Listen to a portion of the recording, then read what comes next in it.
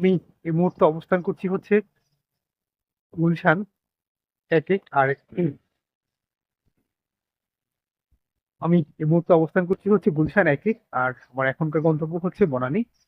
তা আমি মূলত এখন আপনাদেরকে দেখাবো যে আমি আসলে গুলশান এক থেকে বনানীতে কিভাবে যাচ্ছি।